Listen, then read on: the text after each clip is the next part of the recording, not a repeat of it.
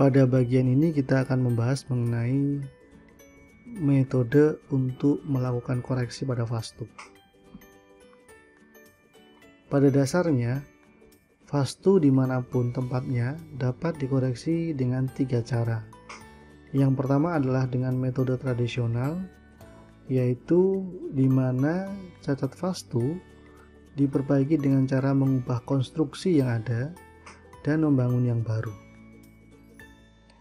Misalnya saja jika ada toilet di arah timur laut di suatu rumah, maka koreksi yang dilakukan adalah dengan membongkar toilet tersebut dan membangun toilet yang baru di wilayah barat laut ataupun tenggara. Tentu saja hal ini mengakibatkan ruang harus tersedia di area yang disarankan untuk membangun toilet baru. Contoh yang lain adalah misalnya kita punya tangga di timur laut. Jika mengacu pada vastu sastra, maka tangga ini harus dibongkar dan tangga baru harus dibangun di tempat yang sesuai.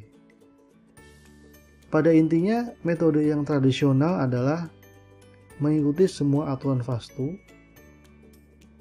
meskipun dengan akibat bahwa bangunan-bangunan tersebut akan dihancurkan dan kemudian didirikan lagi dengan aturan-aturan yang berlaku pada vastu. Metode yang kedua adalah metode spiritual, di mana cacat vastu dapat dikoreksi dengan bantuan puja atau doa, dengan pemasangan gambar, ataupun dengan penempatan patung.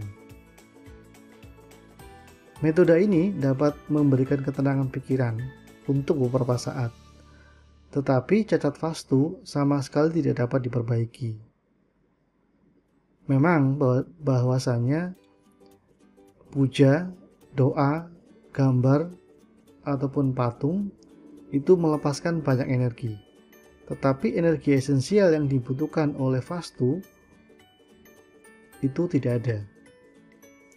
Nah, metode ketiga adalah metode yang paling menjanjikan, yaitu metode virtual, di mana cacat vastu diperbaiki tanpa melakukan pembongkaran dan perubahan besar.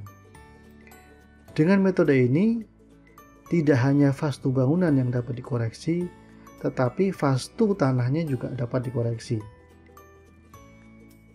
Metode koreksi dengan melibatkan penggunaan produk-produk yang memiliki energi tinggi, misalnya saja seperti piramida, permata, batu-batuan, kemudian batang tembaga, pelat energi, yantra, ataupun mandala.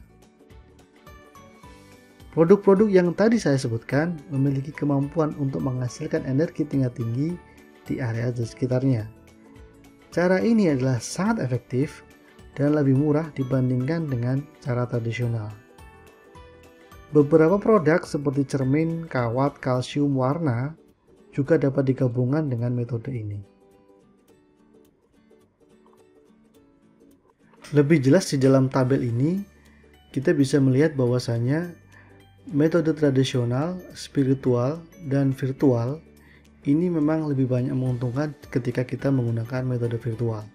Karena apa? Karena secara cost ini tidak membutuhkan cost banyak, bahkan mungkin sedikit dibandingkan ketika kita menggunakan metode tradisional karena harus membangun seluruh bangunan.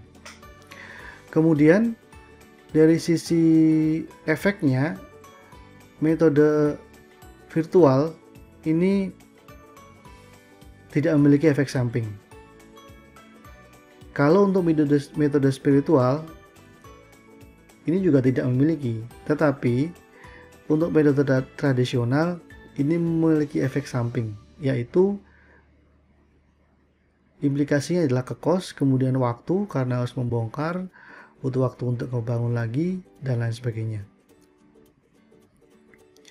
Dari sisi energi, virtual metode ini bisa dikatakan paling bisa diandalkan karena setelah kita menggunakan metode virtual, maka energi itu akan bisa berlangsung selamanya atau untuk jangka waktu panjang. Sedangkan untuk yang metode tradisional ini harus ngebongkar dulu, baru kemudian energinya bisa sesuai. Jadi tetap butuh waktu agak lama. Kalau spiritual hanya berlaku sebentar saja, artinya ketika selesai puja ataupun ketika gambarnya kemudian mulai menghilang, warnanya mulai menghilang ataupun bentuknya mudah mulai hilang karena faktor cuaca dan lain sebagainya, ini lama kelamaan juga akan energinya akan berkurang sedikit demi sedikit. Nah, keuntungan lain dengan metode virtual adalah ini dapat dilakukan di semua tempat, di semua area, dan di semua gedung, rumah, dan lain sebagainya yang memiliki cacat vastu. Untuk tradisional metode yang paling merugikan adalah, ataupun yang paling kerugiannya adalah ketika kita menggunakan metode tradisional, maka ini tidak bisa ditempatkan untuk semua jenis cacat vastu. Misalnya saja kita punya tanah yang secara energi kurang bagus atau tidak bagus. Nah, untuk tanah ini kan agak sulit ya, kita mau melakukan perubahan tanah. Paling yang memungkinkan adalah kita jual tanahnya dan kita cari kafling yang bagus secara energinya. Nah, ini kan satu tantangan atau satu masalah tersendiri. Jadi metode tradisional ini tidak bisa diandalkan di semua lokasi dan semua tempat. Sedangkan dari sisi koreksi, metode tradisional ini melakukan penghancuran dan pembuatan bentuk-bentuk baru dan juga membangun bentuk baru. Untuk metode virtual kita cukup menggunakan piramid, Oregon, energi, kemudian batu-batuan, kemudian games, permata, mantra ataupun mandala. Demikian dapat saya sampaikan untuk pembahasan mengenai vastu correction. Jika Anda memiliki vastu yang bermasalah ataupun vastu yang cacat, Anda bisa kontak kami dan kami akan mencoba untuk membuat sebuah antidot ataupun anti energi negatif. Dengan demikian, cacat vastu yang Anda miliki bisa dihilangkan dengan bantuan mandala ataupun dengan bantuan yantra yang kami buat. Terima kasih.